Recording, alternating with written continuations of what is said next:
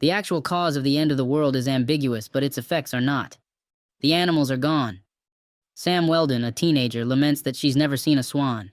Most of the humans are gone too.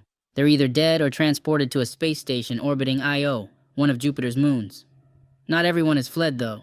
Sam, the daughter of a scientist who searched for the possibility of sustaining life, is one of the few humans left on Earth.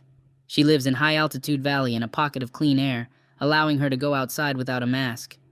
Despite the fact that her boyfriend Elon lives on the space shuttle, Sam seems stubbornly committed to staying on Earth and continuing her late father's work. Already, she's made progress.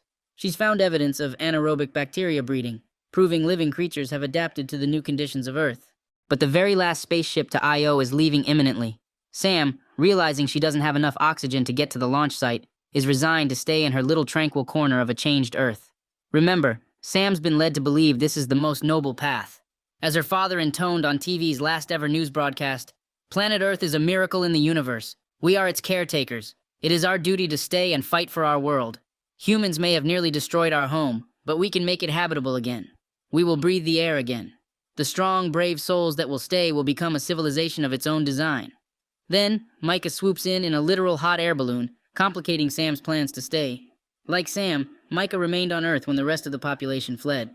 Listening to Sam's father's hopeful transmissions of his scientific progress, Micah believed that Earth could once again sustain life. Micah wants to survive.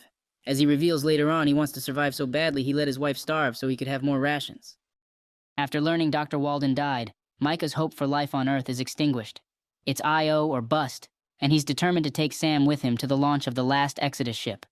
The late Dr. Walden seems to agree with Micah. Appearing to Sam in a vision, he warns Sam of her solitude and says that human connection is ultimately more important than science. So she agrees to board Micah's hot air balloon and leave the only place she's ever called home. After all, Elon is waiting on a ship near Io, or is he? The movie shifts dramatically after Elon delivers the news that he's joining a mission to find a new home planet, insinuating that he and Sam likely won't ever meet again. With that, Sam decides to act on the subtle sexual tension between her and Micah. They sleep together. Before the act, Sam cryptically says, "We have to." More on that later. Before they can leave for the newer, farther launch site, Sam and Micah have to make a dangerous mission to collect more helium from inside the zone, where all the air is toxic. As they wind down the roads on their ATVs, we can literally see a clear boundary between where the toxic air ends and the clean air begins. Sam, standing in an art museum in the zone, seems to balk at leaving Earth. She reads William Butler Yeats' Leda and the Swan, which describes the mythological prelude to the Trojan War. Essentially, Sam is both wistful of humanity's accomplishments and aware that such accomplishments often go up in flames. Abruptly, Sam chooses to stay. She decides to believe in the possible reality she saw in a recurring dream. She can breathe in this new world. So, Sam pulls off her oxygen mask. What happens afterwards is ambiguous. The scene immediately cuts to the future. Sam narrates a letter to Micah, who is ostensibly on an Exodus ship.